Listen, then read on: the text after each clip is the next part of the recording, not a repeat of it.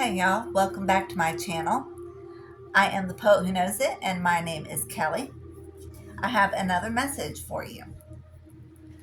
Okay, so today I want to talk about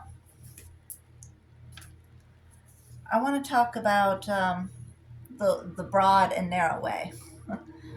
So, what I find really interesting in this world is that so many people are looking at what everybody else is doing.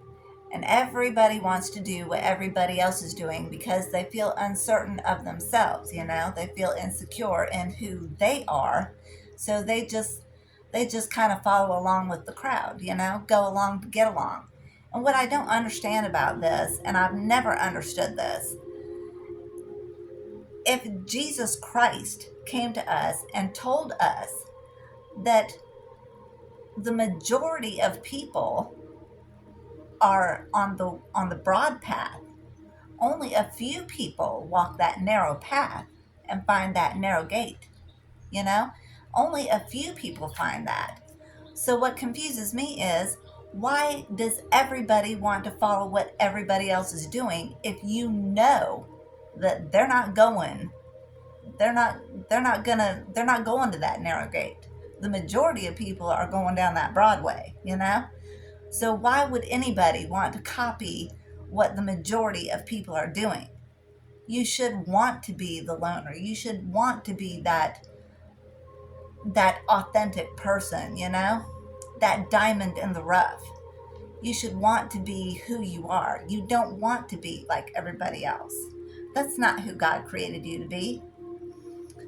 So anyway, the other day I got a message about, I heard really loud, Battlestar Galactica. Okay, and I've never seen this movie, but I do remember when Battlestar Galactica came out. And I think I was in like second grade, y'all.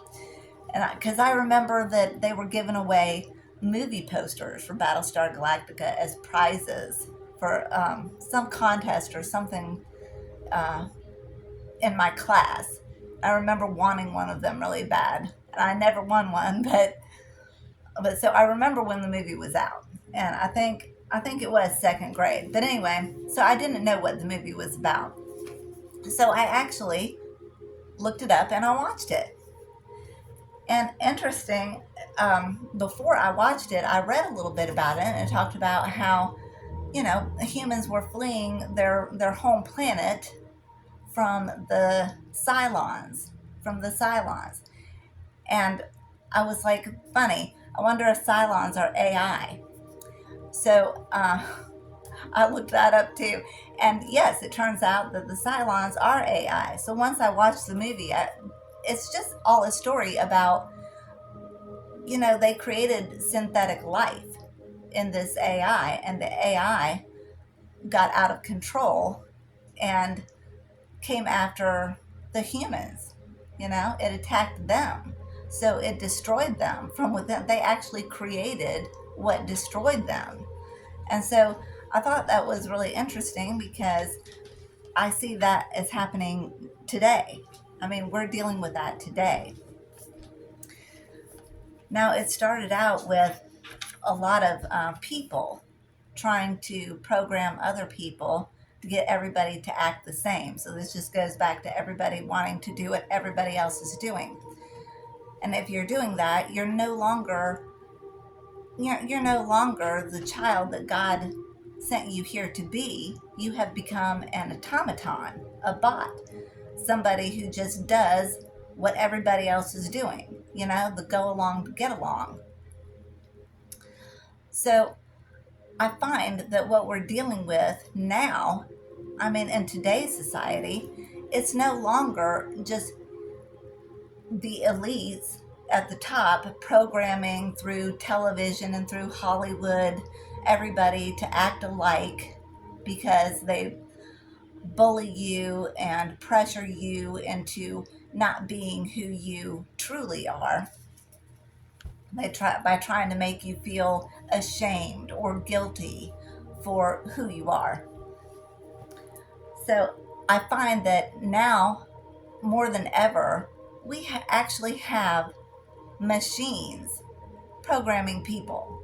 It's machines programming us, y'all.